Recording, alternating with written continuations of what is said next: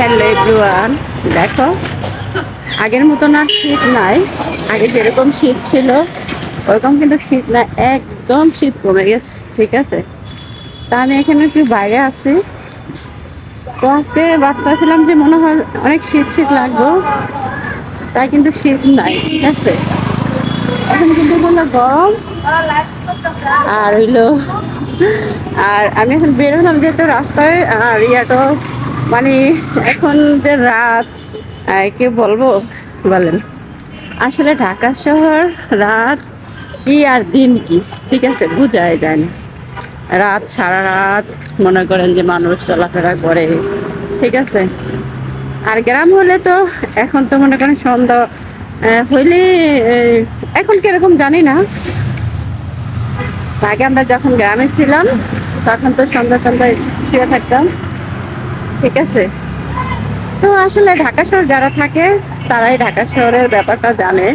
ঠিক আছে, তো ঢাকা শহর মানে দেখা যায় ঘুমাইতে ঘুমাইতে 2টা 3টা বাজা যায়, অনেকে দেখা যায় সারা রাত সজাগ থাকে, তাই না? আমিও এরকম এক সময় সজাগ থাকতাম। এখন আর ইদানিং আর সজাগ থাকতে পারি না। এখন মানে আমি ঘুমাই পড়ি তাড়াতাড়ি, যেহেতু আমি অসুস্থ। আর শরীর দুর্বল থাকলে কিন্তু এমনি ঘুম আইসা পড়ে, তাই না? তো এক সময় অনেক জায়গা থাকতাম, সারা রাত জায়গা থাকতাম। ঠিক আছে, মানে ঘুম আসতো না, সারা রাত জায়গা থেকে কি করতাম, মানে ফেসবুকে থাকতাম আর কি। এমনি তো আমি কার সাথে কথা বলি না, আর আমার ওরকম কথা বলাটা পছন্দ না। মানে সারা রাত জায়গা জায়গা, হ্যাঁ কথা, হ্যাঁ তার সাথেই বলতে ভালো লাগে, যাকে আমি মনে করেন ভালোবাসি বা আমার ভালো লাগে। ঠিক আছে, তার সাথেই কিন্তু কথা বলতে মানুষের ভালো লাগে। তো একসময় আমিও কথা বলছি কারো না কারোর সাথে। ঠিক আছে, সারা রাত সারা দিন, মানে দিন রাত 24 ঘন্টাই কথা বলছি। এখন আমি রেস্টে আছি প্রায় 1 বছর, কারোর সাথে কথা টথা বলি না তেমন।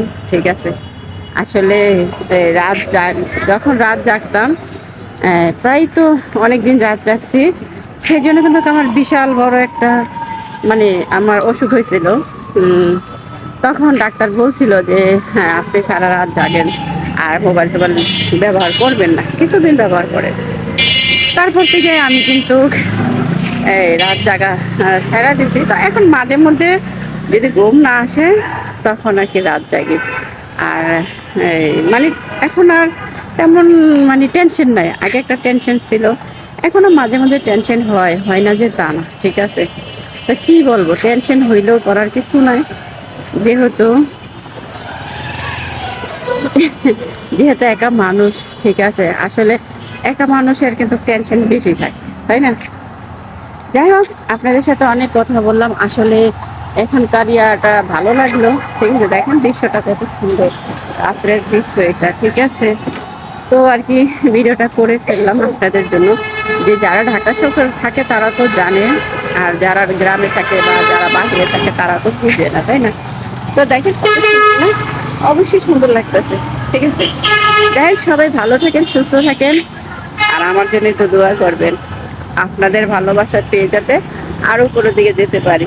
ঠিক আছে, আল্লাহ হাফেজ।